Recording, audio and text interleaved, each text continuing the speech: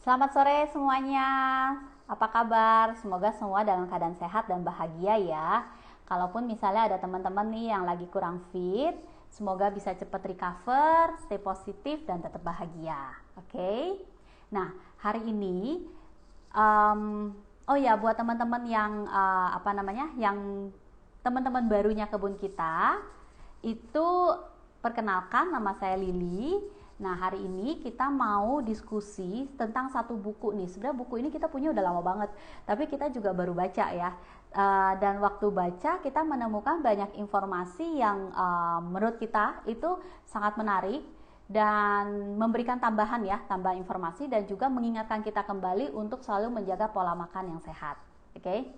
Kalau selama ini nih kita kan bicara tentang kebanyakan ya, kita bicara makanan ini tuh mengandung vitamin ini, mengandung mineral ini dan lain-lain gitu ya. Ada mikronutrisi, makronutrisi gitu. Tapi hari ini kita akan tidak bicara pada hal itu, tapi kita bicara pada yang namanya enzim. Oke. Jadi bukunya seperti ini. Ya. Nah, sebenarnya ini bukunya udah lama banget, udah 2014, tapi kita baru baca. Ini buku ini ditulis oleh Ibu Puspitarini Muyosaro. Dan kalau kita baca ya di awal ini, dia banyak disadur dari buku The Enzyme Nutrition oleh Dr. Edward Howell dan juga Dr. Hiromi Shinya dalam bukunya The Enzyme Factor. Oke. Untuk buku ini, pembahasan buku ini kita akan bagi dalam 3 sesi, yaitu hari ini tanggal 6, nanti sesi kedua tanggal 16, dan juga sesi ketiga itu tanggal 26. Ya, semuanya jam setengah 6. Jadi semuanya berakhiran angka 6 supaya kita gampang ingat ya. Hari ini tanggal 6, sesi kedua nanti tanggal 16, sesi ketiga tanggal 26, jam setengah 6 sore ya, atau 5.30 sore. Kita bagi 3 supaya nggak terlalu panjang pembahasannya. Kalau terlalu banyak nanti lupanya banyak juga gitu. Oke, thank you ya yang sudah bergabung.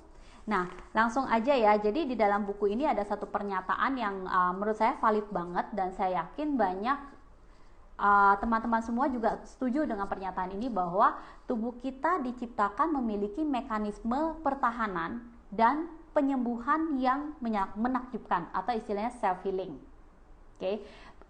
Kita sih bukan cicak yang kalau ekornya putus terus bisa keluar ekor baru gitu, enggak sih ya. Tapi tapi kita kalau sakit kita bisa menyembuhkan diri kita sendiri sebenarnya. Oke. Tetapi supaya kita memiliki mekanisme pertahanan tubuh yang bagus itu, yang sangat baik, supaya pertahanan tubuh kita bisa menjadi bagus, itu bergantung dari apa? Bergantung dari pencernaan yang sehat. Nah, ini kuncinya teman-teman. Pencernaan yang sehat. Jadi kalau kita memang memiliki pencernaan yang sehat, maka pertahanan tubuh kita atau kita bisa melakukan self healing dengan lebih baik. Oke. Pencernaan tubuh yang baik itu dilihat dari mana? Dilihat dari jika kita memiliki usus dan lambung yang baik. Oke. Jadi si Dr. Hiromi Shinya itu dia melakukan kolonoskop. Jadi dia kayak memasukkan kamera kecil gitu ya ke lambung, ke usus kita gitu ya. Nah, di situ dia melihat bahwa dari hasil researchnya dia melihat bahwa orang ya yang memiliki pola makan yang tidak sehat ya, itu misalnya dia banyak makan makanan daging ya kan, terus dia juga mengkonsumsi banyak susu ataupun produk turunan susu, biasanya karakteristik dari si usus dan lambungnya itu tidak sebaik yang banyak mengkonsumsi sayur ataupun buah-buahan.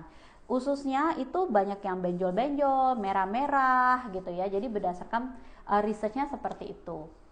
Oke.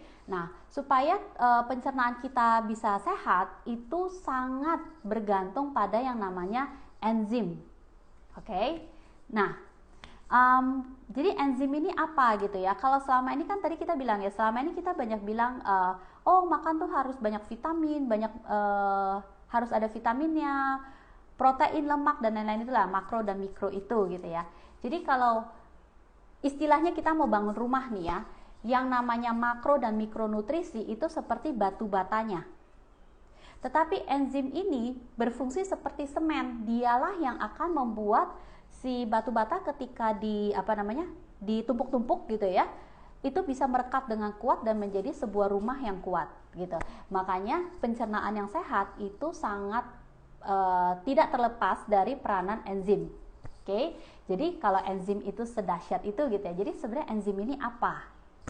Kalau dalam bahasa Yunani, enzim ini enzim ini berasal dari bahasa Yunani ya, enzyme, yang artinya penyebab dari sebuah perubahan. Oke. Kalau dalam buku ini dikatakan bahwa enzim adalah zat yang memungkinkan kehidupan. Enzim diperlukan untuk setiap reaksi kimia yang terjadi di dalam tubuh manusia. Tanpa enzim, tidak akan ada aktivitas yang berlangsung.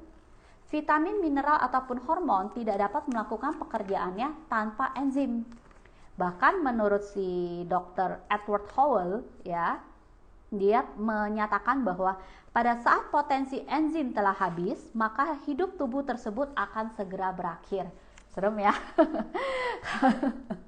Jadi kalau enzim kita ini jadi kayak tabungan gitu ya, kayak tabungan enzim. Kalau enzimnya habis, maka tubuh kita juga tidak bisa berfungsi lagi, atau dengan kata lain ya sudah goodbye gitu ya, sudah goodbye makan kacang kita nanti.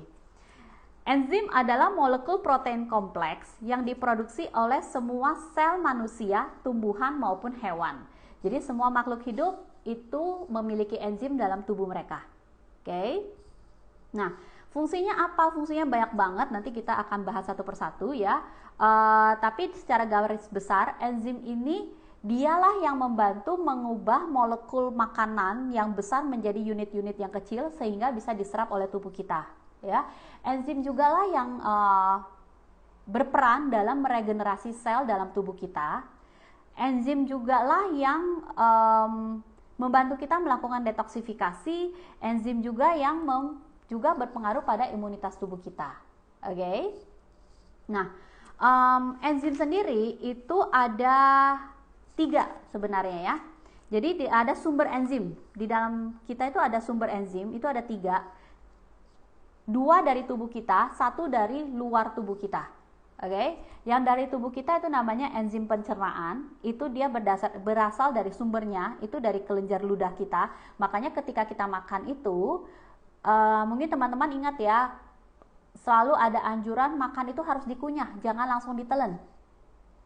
Kalau perlu kunyahnya 30 kali sampai lebih gitu ya, sampai kita benar-benar merasakan bahwa makanan itu sudah halus. Kenapa? Karena di dalam ketika kita mengunyah, maka akan mengeluarkan air liur.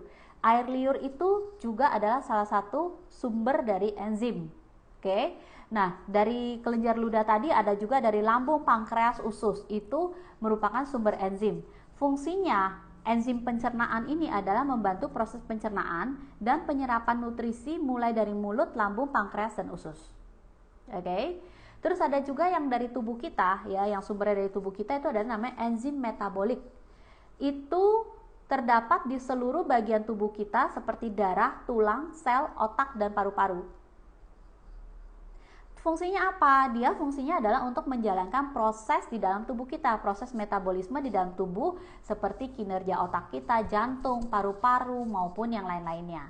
Oke. Nah, tapi ada juga enzim yang berasal dari makanan.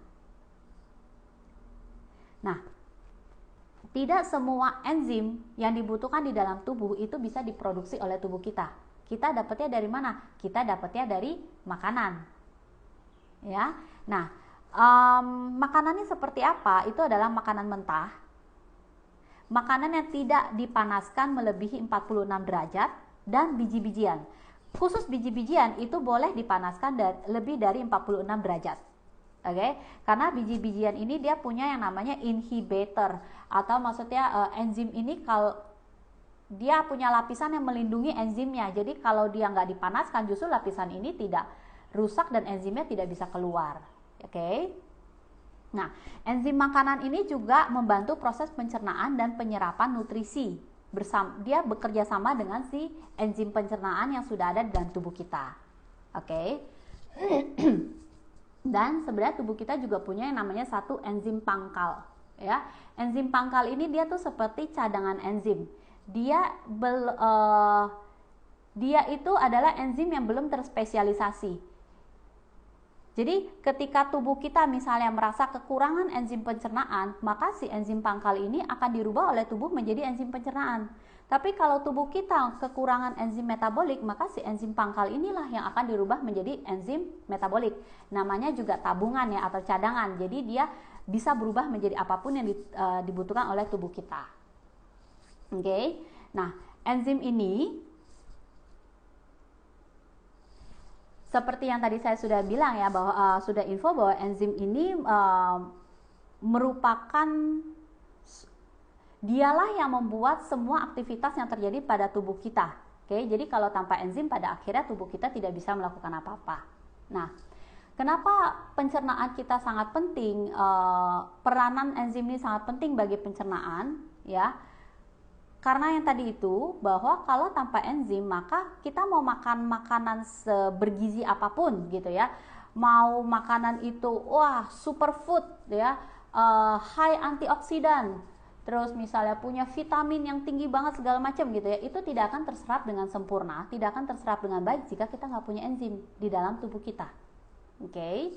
Nah, tubuh kita juga, kalau misalnya kita tidak menjaga tubuh kita, misalnya kita seorang perokok gitu ya, maka akan terjadi banyak kerusakan sel, khususnya di paru-paru kita ya. Supaya kita bisa meregenerasi sel itu, maka dibutuhkan enzim supaya enzim itu akan bekerja untuk meregenerasi sel. Nah, kalau enzim itu dipakai terus-terusan gitu ya, tanpa ada asupan baru atau tanpa ada makanan kayak enzim yang masuk ke tubuh kita, maka enzim di dalam tubuh kita lama-lama habis kayak yang tadi itu. Jadi misalnya kita lahir memiliki enzimnya 10 misalnya gitu ya, tapi kita pakai terus gitu, nggak pernah kita kasih enzim yang baru ya, tak pernah kita kasih kesempatan untuk memproduksi enzim yang baru, maka enzim itu lama-lama habis. Makanya kenapa semakin tua kita ya, semakin kita tua, tubuh kita ini menjadi semakin mudah sakit, menjadi semakin pencernaannya juga semakin lambat ya. Jadi makan dikit udah langsung gendut, makan dikit langsung gendut gitu ya. Beda kalau kita misalnya masih ABG, masih remaja gitu, mau makan banyak tetap aja nggak gendut-gendut gitu ya. Nah, itu yang salah satu contoh bahwa enzim kita itu akan mengalami penurunan ya. Karena semakin sering kita pakai, enzim itu akan semakin menurun, semakin berkurang gitu, sampai akhirnya kita meninggal gitu ya. Itu artinya berarti enzim kita memang sudah tidak ada lagi di dalam tubuh kita. Oke. Nah, ada contoh lagi bahwa kalau misalnya ya, setelah makan kita merasa ngantuk. Ada gak dari sini teman-teman yang setelah makan merasa ngantuk ya? Sebenarnya itu tanda-tanda bahwa tubuh kita bekerja lebih keras daripada seharusnya untuk mencerna makanan tersebut. Jadi kita tuh sebenarnya satu, antara kita overeating, atau kedua kita makan makanan yang tidak kaya enzim, sehingga si tubuh malah harus mengeluarkan enzim tambahan untuk mengolah si makanan tersebut ya, untuk menyerap nutrisi, sisa-sisa nutrisi tersebut, dan juga untuk mengeluarkan dia dari tubuh kita. Karena kalau sampah-sampah dari makanan tersebut ya itu tidak keluar dari tubuh kita, kita semua tahu ya, maka apa yang terjadi? Yang paling ringan ya mungkin muka kita jerawatan ya, mungkin gampang sakit gitu ya, lelah segala macam. Jadi si tubuh itu memang harus bersih, jangan sampai ada sampah yang menumpuk. Halo William ya, ini dibilang kalau habis makan kok kenyang ya Ci ya. Syukur kenyang, kalau nggak kenyang nanti rugi ya, udah bayar nggak kenyang-kenyang gitu ya. Cuman, nah ada juga nih berhubungan dengan ini, si dokter Hiromisinya ini dia melakukan penelitian di Okinawa ya, suatu area di Jepang. Di situ orang bahkan sampai umur 90 tahun itu hidup dengan sangat sehat, bahkan mereka bisa berkebun. Jadi tidak ada orang umur 90 tahun yang demensia atau yang lupa ingatan, yang jalan udah harus pakai kursi roda gitu-gitu, itu nggak ada. Jadi, nah di Okinawa ini dikatakan bahwa mereka memang memiliki pola makan yang kaya enzim, yaitu apa? Yaitu makanan-makanan mentah seperti sayur-sayuran, buah-buahan, juga ikan segar. Jadi pecinta sushi, berbahagialah kamu ya. Nah, dan satu hal lagi adalah mereka hanya menghabiskan 80% makanan yang ada di piring mereka. Jadi mereka tidak pernah benar-benar makan sampai kekenyangan ya. Cukup 80%, habis itu mereka udah selesai. Gitu. Oke? Karena mereka memang mau menghemat enzim di dalam tubuh mereka. Itulah salah satu rahasia panjang umurnya orang-orang Okinawa kalau berdasarkan cerita dari si dokter Hiromisinya. Oke. Nah, kembali ke enzim. Di sini disampaikan bahwa di sini ada 8 enzim dalam tubuh kita ya. Sebelum sampai ke situ, enzim metabolik yang tadi saya bilang, untuk detailnya enzim metabolik ini banyak banget nih fungsinya nih ya. Jadi dari membersihkan sistem tubuh dari reaksi alergi. Nah, buat teman-teman yang memang memiliki alergi, bisa jadi teman-teman memiliki ketidakseimbangan enzim dalam tubuh. Terus juga membantu masalah reproduksi, siklus mengatur infertilitas dan sterilitas, mengurangi efek negatif dari anestesi, biasanya habis operasi ya. Kecepatan penyembuhan setelah operasi itu juga bergantung pada enzim metabolik, pencegahan penyakit jantung, mengurangi peradangan atau inflamasi, nyeri sendi dan lain-lain, meningkatkan sistem kekebalan tubuh, meminimalkan efek negatif dari terapi kanker. Oke. Makanya kalau teman-teman mungkin punya kenalan gitu ya, cancer survival, biasanya cancer survival ini memang dia punya pola makan yang kaya enzim atau raw food ya. Mereka akan banyak mengkonsumsi sayuran dan buah-buahan karena memang itulah sumber enzim yang dibutuhkan oleh tubuh kita. Oke. Terus juga membantu dalam pencegahan penyakit. Ini buat cewek-cewek nih ya. Cowok juga boleh sih. Mengurangi efek penuaan, keriput, bintik-bintik dan flek kulit. Oke ya. Jadi ingat, kalau kita makan makanan yang kaya enzim, maka tubuh kita itu efek penuaan dalam tubuh kita itu lebih lambat, teman-teman. Nah, ini motivasi yang sangat penting buat cewek-cewek ya. Jadi selain perawatan-perawatan yang sangat mahal ya, teman-teman jangan lupa juga untuk selalu mengkonsumsi makanan kaya enzim. Oke? Dan juga memperbaiki pencernaan secara keseluruhan sehingga kita memiliki lebih banyak energi untuk hidup. Kalau bicara enzim ini tuh saya jadi kepikiran kalau kayak dulu tuh ada film-film yang film-film Mandarin gitu ya. Jadi ada qi gitu ya, manusia itu punya qi gitu ya. Jadi ketika energi dalam tubuhnya habis, maka dia pun habis gitu ya. Ini seperti enzim gitu kalau dianalogikan ke situ. Oke, nah di sini enzim itu ada 8 ya.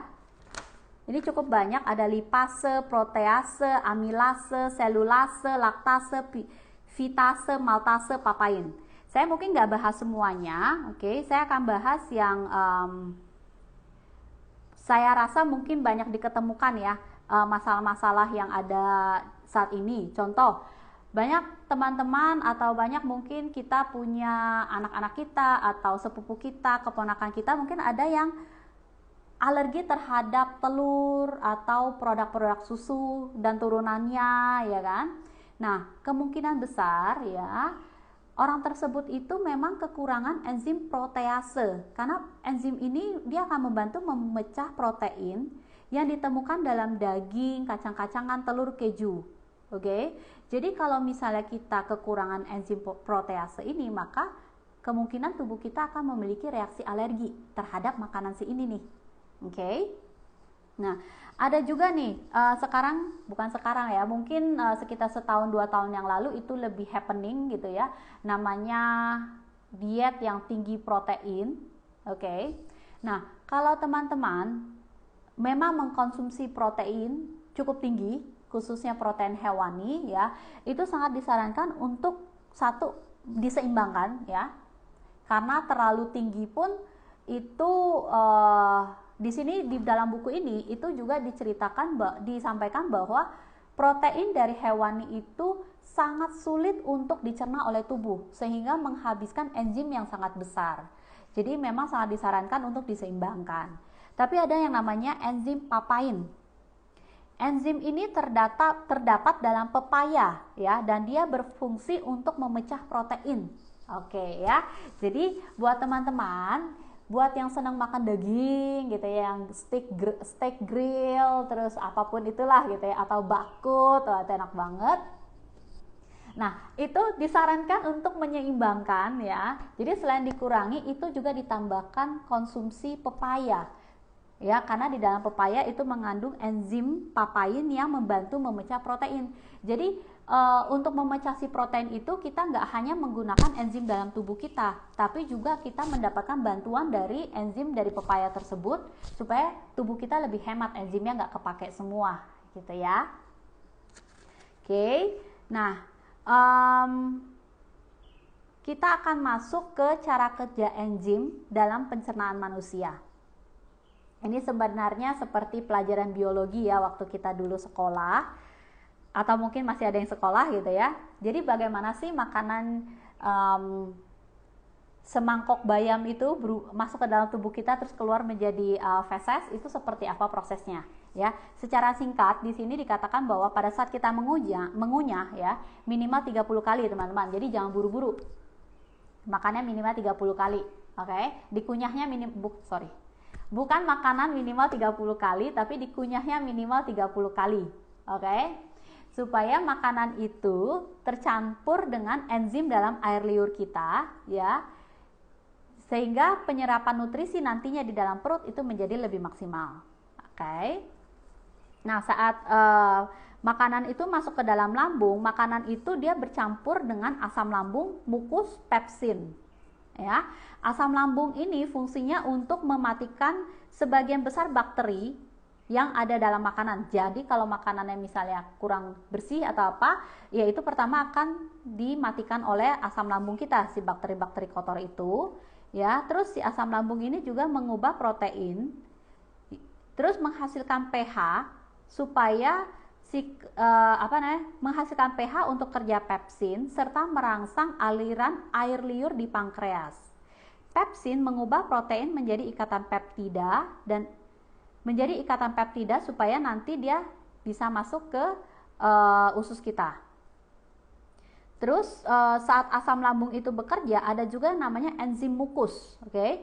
Enzim mukus ini dia berfungsi melindungi lambung kita dari ancaman asam lambung. Kita tahu ya bahwa asam lambung kita itu tingkat keasamannya cukup tinggi, jadi harus ada si lapisan enzim mukus ini supaya lambung kita nggak luka. Banyak teman-teman yang mungkin punya gangguan atau gangguan pada lambung gitu ya, misalnya lambungnya sensitif, luka segala macam, kemungkinan besar memang enzim mukus ini sudah sangat berkurang pada tubuh penderita gangguan lambung tersebut. Oke. Nah, ketika di lambung, makanan yang tadinya padat itu akan berubah menjadi encer untuk masuk ke usus halus kita.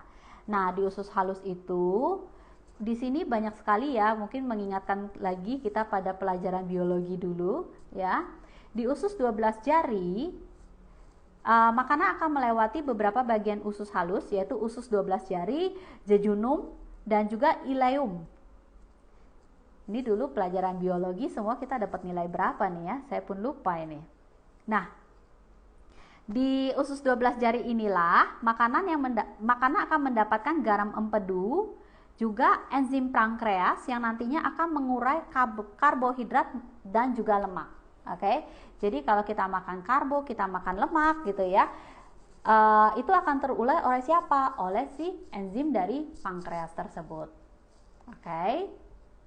Nah, setelah diurai oleh usus halus itu dan juga sebagian besar sudah terserap di usus halus, kan masuk ke usus besar nih ya. Nah, di usus besar itu terjadi penyerapan air, elektrolit dan vitamin K. Oke, setelah itu si makanan tadi itu menjadi sampah ya, dalam tanda kutip sampah ya, yang harus dikeluarkan dari tubuh. Semakin padat feses kita ya, itu maka indikasi dehidrasi pada tubuh semakin nyata. Oke, jadi teman-teman juga bisa lihat ya, kalau teman-teman minumnya kurang gitu ya, fesesnya teman-teman udah keras, jadi itu udah alarm tuh teman-teman harus meningkatkan kuantiti dari minuman kita. Oke. Nah, makanan itu ada makanan yang kaya enzim dan tidak kaya enzim. Makanan kaya enzim itu apa aja ya? Makanan kaya enzim itu biasanya adalah makanan yang mentah ya, seperti sayur-sayuran, buah-buahan ya. Itu disarankan makan mentah. Kalau yang tidak bisa dimakan mentah, sebenarnya disarankan untuk dimasak tapi tidak melebihi 47 derajat. Karena kalau sudah lebih dari 47 derajat, maka setiap peningkatan 10 derajat pada makanan tersebut atau pada sayuran tersebut, maka penurunan enzim semakin drastis. Oke, setiap peningkatan 10 derajat pada makanan, maka penurunan kandungan enzim pada makanan tersebut juga semakin menurun. Oke, kecuali pada biji-bijian. Kalau biji-bijian memang harus dimasak dengan suhu tinggi supaya pelindung atau inhibitor dari si enzim itu bisa terlepas ya, dan kita bisa menyerap enzim dari si biji-bijian tersebut. Oke. Jadi kalau makanan yang kita makan itu tidak kaya enzim, biasanya memiliki sisa sampah yang lebih banyak. Tapi kalau makanan tersebut kaya dengan enzim, maka sisa makanannya sangat-sangat minim. Gampangnya kita lihat waktu baby, ya, waktu masih bayi. Jika pada bayi yang diberikan ASI, pada umumnya pupnya itu atau fesesnya itu sangat sedikit. Bahkan kalau dulu belajar waktu masih kasih ASI gitu ya, dikatakan kalau bayi ASI itu 10 hari nggak pup pun nggak apa-apa. Tapi kalau bayi yang diberikan susu formula ya, itu jika dia tidak pup, setiap hari tidak pup, itu sudah alarm ya, karena susu formula itu dibandingkan dengan ASI itu lebih kaya enzim, jadi dia terserap dengan maksimal di dalam tubuh kita. Sedangkan susu formula pasti akan ada sampahnya sehingga harus dikeluarkan setiap hari. Jadi analoginya seperti itu. Oke. Nah, bagaimana dengan protein? Kalau protein kan kita nggak mungkin ya makannya nggak dimasak gitu ya. Itu kan malah berbahaya buat kita gitu. Jadi memang tidak semua makanan bisa dimakan secara mentah. Misalnya dagingan itu kan nggak mungkin kita makan secara mentah. Paling yang kita bisa makan mentah biasanya apa? Biasanya adalah seperti ikan ya, cumi pun saya lihat ada yang makan mentah ya. Jadi kita untuk makanan yang tidak bisa kita makan secara mentah ya kita coba batasin ya. Untuk makanan yang kita bisa makan mentah kita maksimalkan. Oke, seperti buah dan sayuran. Buah seperti kalau sayuran seperti selada, bayam, itu kan wortel, tomat, itu makanan yang kita bisa makan dengan mentah. Pastikan kita cuci dengan bersih ya kan. Setelah itu kita konsumsi secara mentah. Itu untuk menambah tabungan enzim dalam tubuh kita. Oke. Nah, di sini juga dikatakan bahwa prioritas utama saat terjadi proses pencernaan makanan atau saat kita memakan makanan itu adalah memastikan bahwa tubuh mampu menyerap nutrisi dari makanan secara maksimal. Oke. Makanan yang bergizi tinggi dan bervitamin tinggi tidak akan menghasilkan nutrisi yang baik jika tidak memiliki cukup enzim. Balik lagi, jadi kita mau makan makanan sebagus apapun ya, kalau tubuh kita tidak punya enzim yang cukup untuk mengolah makanan tersebut, maka jadi sia-sia. Oke, jadi ini tuh menunjukkan bahwa tidak bisa instan. Kita tuh harus melakukan secara kontinu ya, setiap hari kita lakukan supaya tabungan enzim dalam tubuh kita itu tidak sampai kekurangan. Gak bisa misalnya kemarin saya udah makanannya tidak kaya enzim, hari ini saya makan kaya enzim, udah selesai gitu. Tidak bisa dalam satu hari. Oke, jadi ini harus secara kontinu, setiap hari kita harus seperti itu. ya, karena tubuh kita kan beraktivitas setiap hari, ya. Tubuh kita semua reaksi kimia dalam tubuh kita itu terjadi setiap saat, bukan hanya setiap hari, setiap saat. Bahkan saat kita ngomong, saat saya ngomong saat ini, saat kita tidur, itu juga reaksi kimia terjadi semua, ya. Jadi jangan sampai enzim dalam tubuh kita itu habis, oke? Nah, di sini ada poin yang sangat sangat penting menurut saya, ya, bahwa ini dia contohnya adalah mengapa begitu banyak orang menderita keluhan pencernaan di negara kita. Kebanyakan orang Indonesia mengalami masalah pencernaan yang akut, mulai dari diare, heartburn atau perut kembung, usus buntu hingga kolitis, ya. Atau mungkin sekarang juga ada istilahnya GERD, ya, MAS segala macam gitu, ya. Nah, menurut buku ini terjadi karena pola makanan masyarakat yang sudah banyak berubah menjadi pola makanan bergaya barat yang tinggi dengan menu daging-dagingan, yang mengkonsumsi banyak produk turunan dari susu, ya. Dan ini membuat sistem kerja pencernaan kita menjadi lebih berat, ya. Jadi tubuh kita harus mencerna makanan ini, tubuh kita harus mengeluarkan energi yang sangat besar untuk mencerna makanan ini. Pada akhirnya itulah yang membuat keluhan-keluhan seperti diare lah, usus buntu dan lain-lain itu muncul. Oke. Nah, masyarakat kita cenderung segera meminum obat sakit perut, ya, saat terjadi keluhan pada pencernaan mereka. Oke. Seharusnya saat sakit perut yang dilakukan adalah memperbanyak minum air mineral dan mengkonsumsi suplemen enzim pencernaan. Nah, nih ya buat teman-teman, kalau misalnya nih teman-teman ada merasakan diare atau misalnya ada merasakan keluhan pada lambung, pada usus gitu, ya, disarankan untuk banyak meminum air mineral, ya, dan juga mengkonsumsi suplemen enzim pencernaan.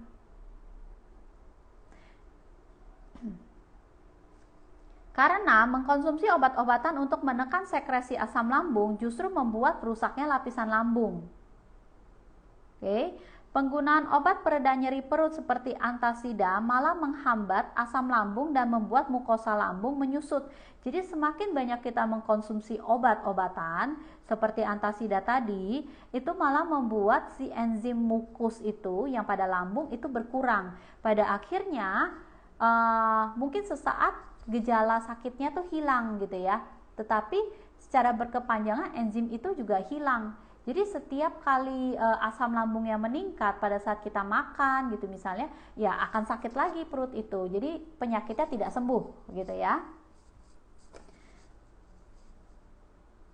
Nah, disarankan jika merasakan nyeri dalam perut akibat penyakit diare ataupun lainnya, segera buat cairan pengganti seperti Oralit.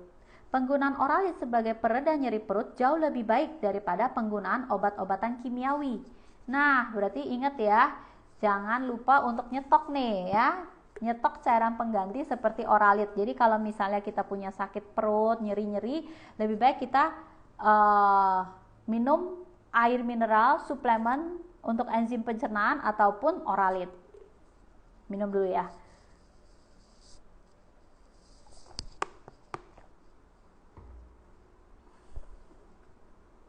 Oke. Berikutnya nih ya, air. Oke. Air itu juga di sini dikatakan sangat penting, ya. Air merupakan rekan yang baik bagi enzim pangkal. Buat yang mungkin baru bergabung, enzim pangkal itu apa?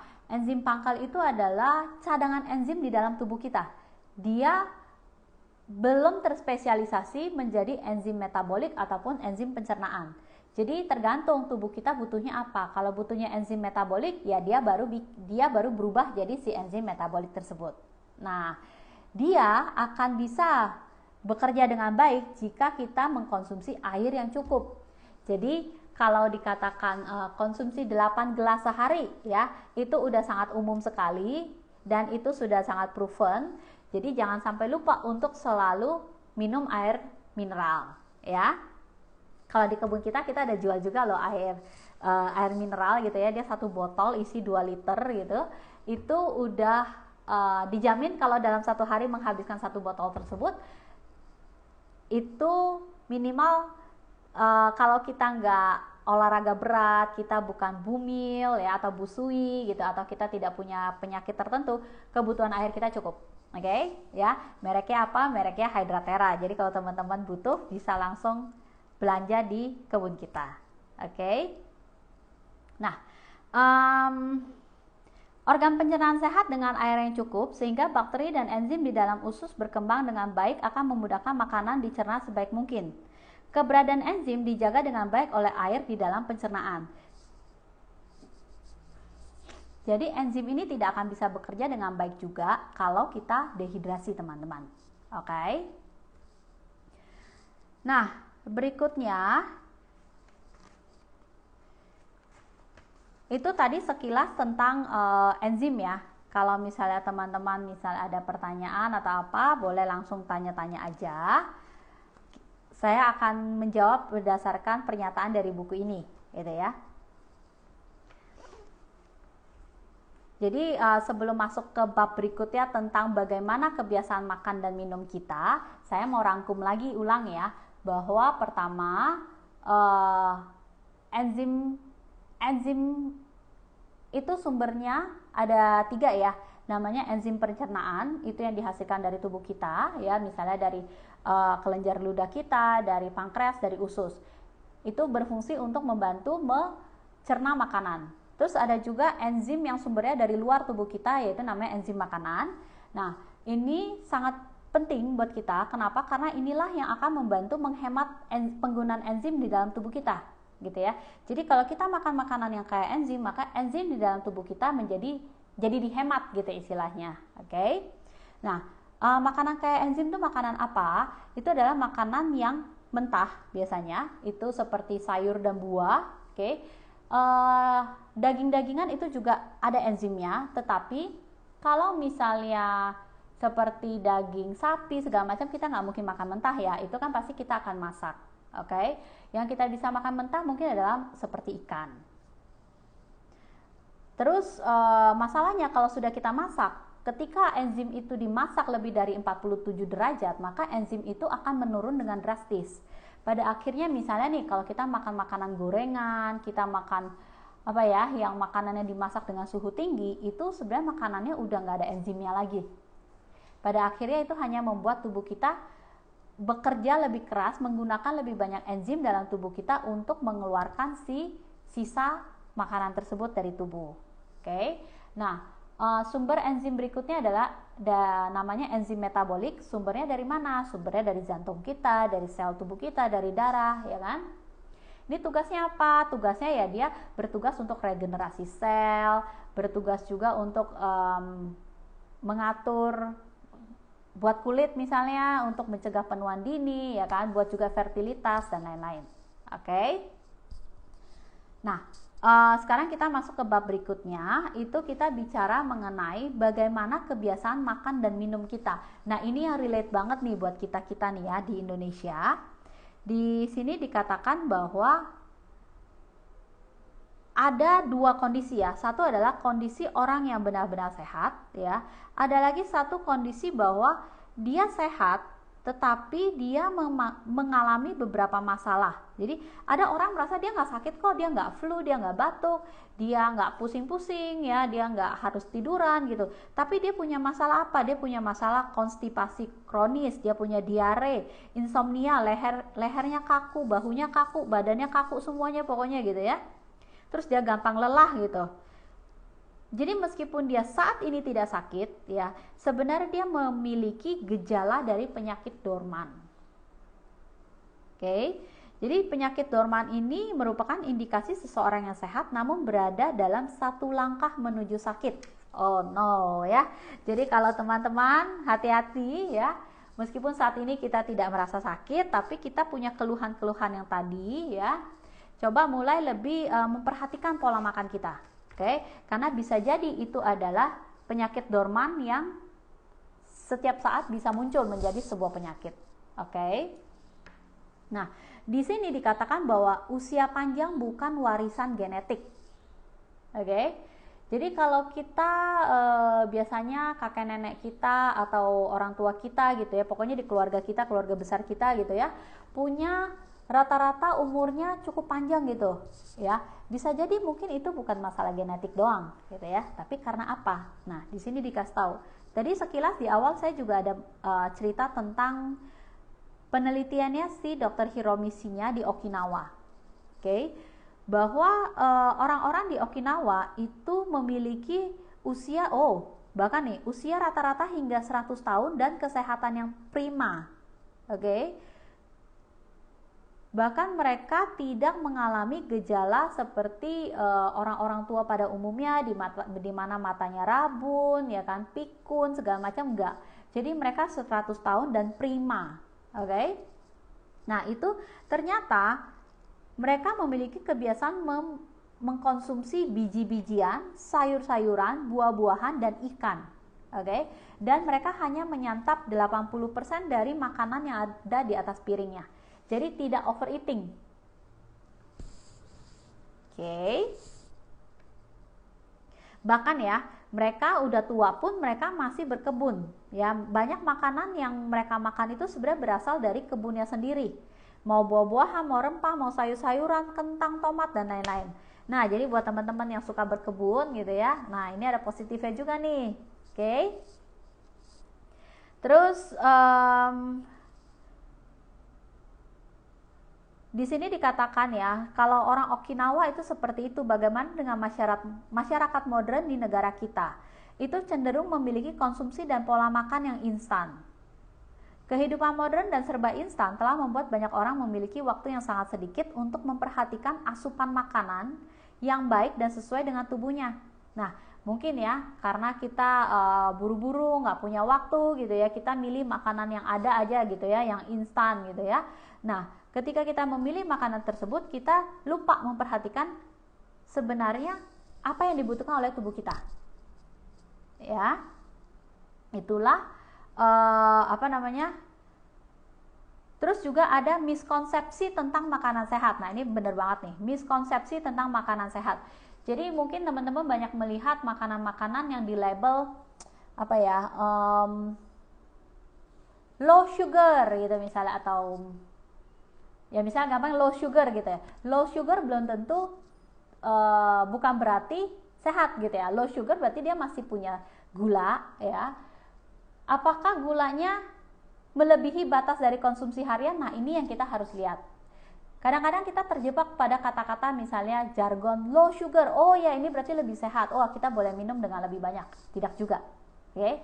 Atau misalnya juga ada kata-kata low GI ya, low glycemic index. Wah, berarti ini sehat, ini lebih sehat. Terus kita bisa makan dengan tanpa batasan. Itu juga salah. Oke. Jadi banyak miskonsepsi tentang makanan yang sehat. Ya, jadi kita juga memang jangan asal melihat jargon ya, tapi kita juga benar-benar harus memahami. Kalau misalnya dia bilang low sugar, seberapa banyak sugar yang terkandung dalam makanan atau minuman tersebut. Oke.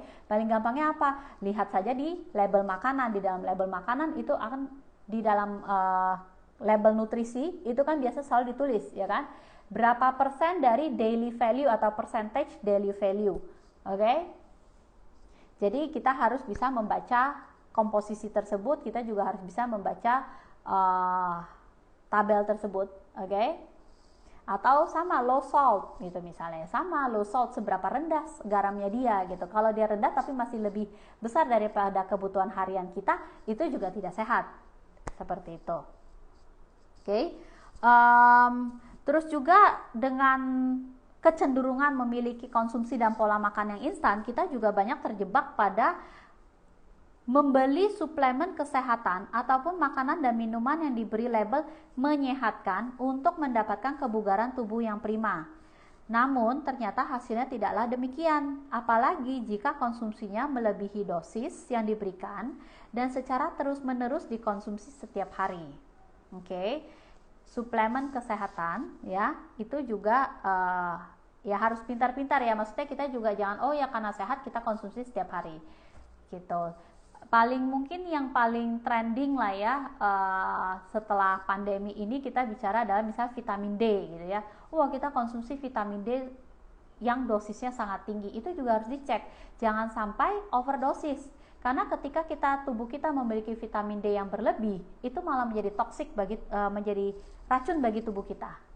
Oke? Nah, bahkan banyak ya di sini dikatakan masyarakat lebih banyak termanipulasi oleh media dalam menjaga kesehatannya.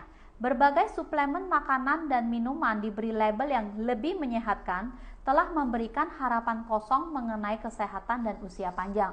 Oke. Ya. Jadi tetap di dalam buku ini kita kembali kepada real food, makanan yang seutuhnya gitu ya. Dibandingkan kita bergantung pada suplemen. Setiap hari kita makannya ngasal gitu, tapi kita supaya bisa tetap sehat kita hajar dengan suplemen. Oke? Itu tidak disarankan ya, tidak preferable, karena lebih disarankannya adalah yang mengkonsumsi makanan yang real seperti sayur-sayuran, buah-buahan, biji-bijian gitu ya. Makanan yang diolah dengan benar. Oke? Nah, terus di sini ada juga dikatakan bahwa apa yang membuat pola makan kita menjadi buruk selain dari media. Oke? Ini poin ini menurut saya sangat valid ya. Selain dari media, ada juga yang membuat pola kita menjadi buruk, pola makan kita adalah kebiasaan ketika kita di rumah dari saat kita kecil. Oke. Nah, di sini dikatakan bahwa manipulasi media ini bahkan membuat orang tua secara tidak sadar telah memberikan pola makan yang buruk kepada anak-anak mereka. Mengkonsumsi beragam makanan cepat saji, memberikan produk berbahan dasar susu sapi atau bahkan tidak memberikan ASI, namun susu formula malah membuat anak-anak memiliki rekam jejak kesehatan yang buruk. Oke. Ya. Jadi, sebagian besar penyakit disebabkan oleh kebiasaan, bukan keturunan. Ya, jadi kalau misalnya nih ada yang bilang, di keluarga saya kebetulan ada juga ya, di keluargaku nenek itu ada diabetes. Biasanya kan kayak gitu ya, kalau misalnya di keluarga kita ada diabetes atau penyakit yang misalnya kanker atau apapun, maka di bawahnya ya keturunannya memiliki potensi yang lebih besar untuk terkena penyakit yang sama. Ya, itu ada yang bilang itu masalah gen. Oke, tetapi di buku ini dikatakan bahwa itu bukan karena itu pengaruh keturunan itu sangat minim ya, dan itu bahkan bisa dihilangkan oleh kebiasaan. Oke. Jadi kalau kita punya kebiasaan yang baik, maka yang penyakit-penyakit yang dialami oleh generasi di atasnya kita itu bisa putus di kita ya. Nah, di sini dia bilang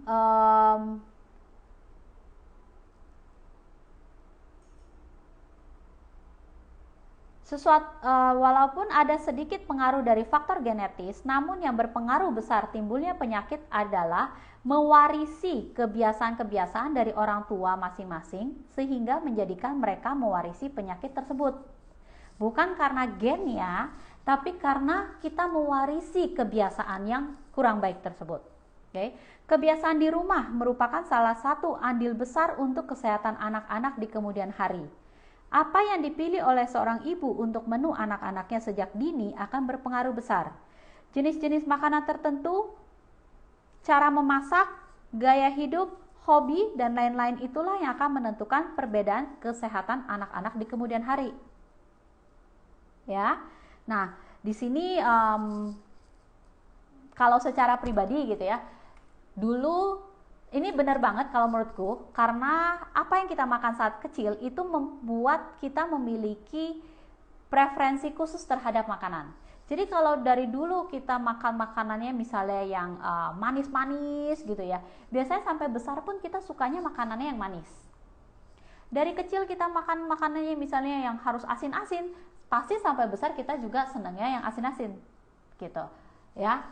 Kalau saya pribadi misalnya, dulu waktu kecil saya suka makan makanan dried fruit tapi yang diasinkan gitu ya. Kalau bahasa ininya kita bilangnya semboy atau kiamboy gitu. Setelah dewasa saya tahu itu makanan tidak sehat. Oke? Tetapi setiap kali melihat makanan itu, tetap ada rasa ingin memakan gitu ya. Bahkan kadang sampai air liurnya tuh bisa gitu ya. Karena memang kita tidak hanya merasakan makanan tersebut, tapi kita punya memori terhadap memori yang sudah terbentuk dari kecil ya di pikiran kita ketika melihat makanan tersebut. Oke?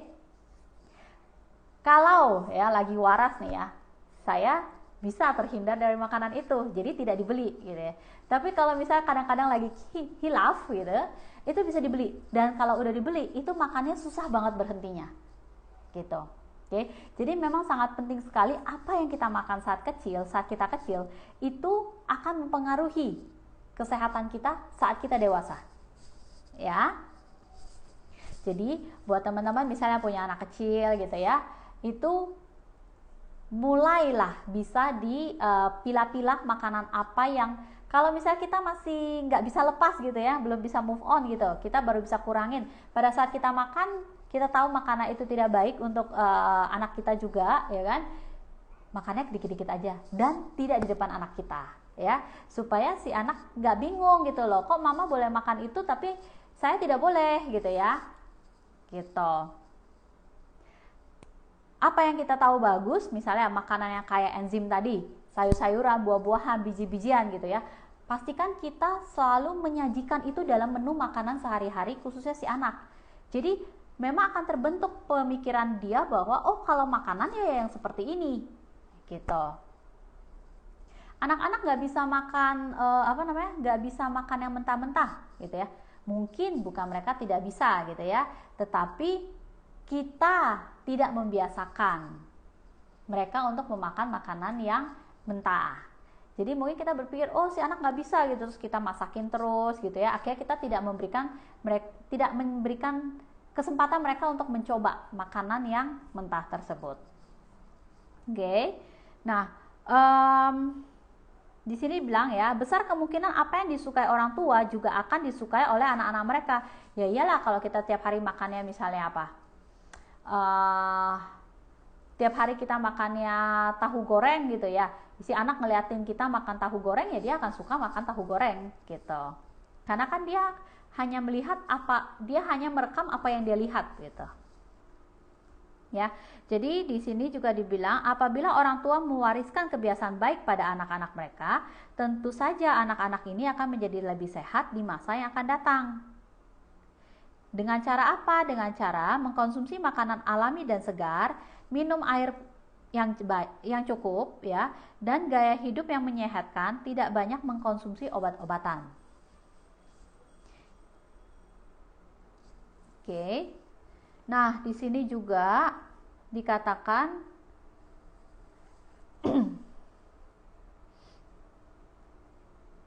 disimpulkan bahwa kita bisa melihat bahwa kesehatan dan kondisi fisik seseorang dipengaruhi oleh dua hal. Pertama, faktor genetik yang didapatkan dari orang tua. Kedua, kebiasaan-kebiasaan dan juga gaya hidup yang kita lakukan sejak kecil hingga dewasa.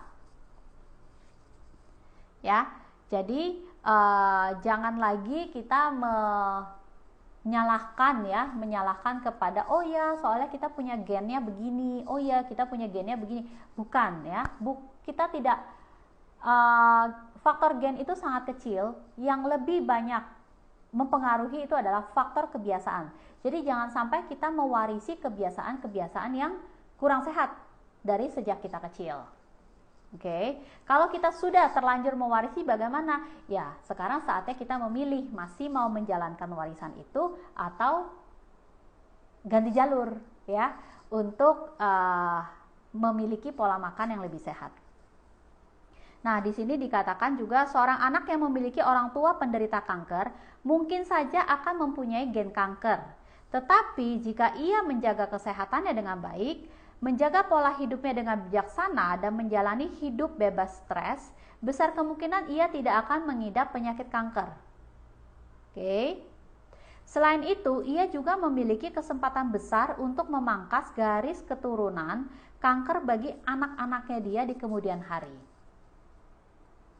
Ya, jadi buat teman-teman misalnya punya beberapa ya beberapa penyakit-penyakit yang misalnya seperti kanker dan lain-lain, itu tetap bisa kok, kita bisa memutuskan warisan itu kepada anak-anak kita ataupun cucu-cucu kita. Caranya yaitu melalui pola makan yang baik, ya, gaya hidup yang bebas stres, maka gen-gen kanker itu semakin hari akan semakin lemah, ya. Terus di sini juga dibilang bahwa misalnya nih, karena satu dan lain halnya anak kita tidak mendapatkan ASI pada saat dia berumur 1 sampai 2 tahun. 0 sampai 2 tahun gitu ya. Tetapi jika di masa yang akan datang setelah disapi, ya, dia menjalankan kehidupan yang baik dengan pola makan yang sehat, maka dia tetap akan bisa menjadi anak yang sehat gitu. Meskipun kan selalu dibilang ya, kalau misalnya anak yang tidak ASI itu punya kecenderungan alergi lebih tinggi gitu ya. Daya tahan tubuhnya tidak sekuat anak yang ASI gitu. Rata-rata omongannya seperti itu ya. Tetapi kalau kita memberikan pola makan yang sehat, hal seperti itu juga bisa dihilangkan.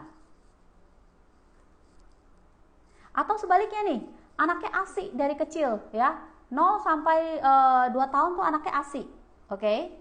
Tapi setelah, meskipun dia ASI, tapi dia dikasih pola makan yang tidak sehat ya, makan makanan yang instan, makan makanan yang tidak kaya enzim, pada akhirnya apa? Pada akhirnya dia juga akan memiliki kesehatan yang tidak baik gitu.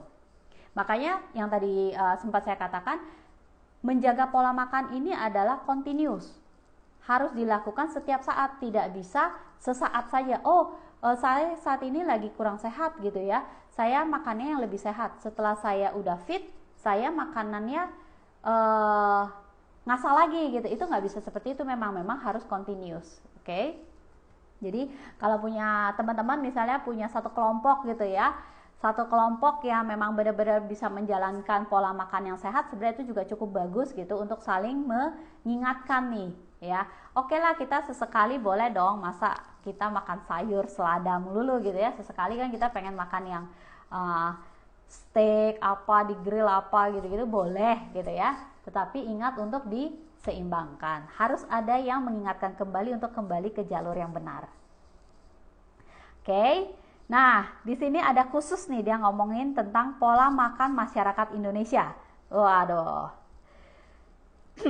Di Indonesia, stroke menjadi 3 besar beban penyakit tertinggi. Oke, ini setelah dilakukan penelitian di 16 negara, antara lain Malaysia, Brasil, Kamboja, Korea Selatan, dan Cina. Kondisi di Indonesia hampir sama dengan yang terjadi di Cina katanya, ya. Nah, menurut Dr. Suwarto Konsen MPH, beliau adalah peneliti dari Badan Penelitian dan Pengembangan Kementerian Kesehatan, mengatakan bahwa orang Indonesia kurang selektif memilih makanan yang bergizi. Pemilihan jenis makanan yang dilakukan oleh orang Indonesia adalah berdasarkan selera, bukan berdasarkan gizi ataupun hal yang lainnya. Nah, ya. Coba dipikir-pikir lagi, kalau kita makan, kita pilihnya yang penting enak di mulut atau memikirkan nutrisinya. Oke. Kalau berdasarkan dari penelitian ini sih katanya kita berdasarkan selera ya. Jadi bisa dijawab masing-masing. Terus dibilang juga, orang Indonesia itu terkenal tidak gemar mengkonsumsi sayur dan buah. Nasi putih menggunung, lauk menjadi andalan makanan di beberapa kesempatan. Seringkali sayur itu hanya pelengkap makanan. Nah, ya, jadi teman-teman bisa coba pikirin lagi ya, dalam satu porsi makan ya, seberapa banyak porsi sayurannya, apakah nasinya menggunung atau tidak. Oke? Nah, tapi kalau saya misalnya kita kemana? Misalnya kita ke Jawa Barat gitu ya. Sebenarnya di Jawa Barat kita banyak sekali makanan lalapan. Oke? Biasa kalau kita ke warung makan, kalau saya gitu ya, ke warung makan misalnya Laksana gitu, Ampera, itu kan ada lalapan banyak gitu ya. Jadi sebenarnya sih mungkin tidak semua tempat itu tidak mengkonsumsi sayuran, oke? Tetapi kadang-kadang juga tidak hanya sayurannya doang, tapi bagaimana cara mengolah sayuran juga. Kita sebenarnya juga punya loh, seperti misalnya apa itu namanya, Pecel ya, pecel itu makanan yang pecel sayur itu makanan yang tinggi sayuran. Sayurannya banyak banget gitu ya. Semuanya sayuran. Ada berapa jenis? Kacang panjang, toge, bayam, apalagi kol, apalagi ya biasanya ya. Nah, itu semuanya sayuran. Tetapi ya yang harus diperhatikan di sini biasanya ya, pecel-pecel itu dimasaknya overcook ya. Sayurnya udah letoy semua gitu ya. Bahkan kadang-kadang kalau teman-teman lihat ada yang warnanya udah berubah. Yang harusnya warnanya hijau tua gitu ya udah jadi coklat gitu. Nah, yang makanan meskipun dia sayuran tapi kalau dia sudah overcook itu enzimnya juga sudah hilang ya.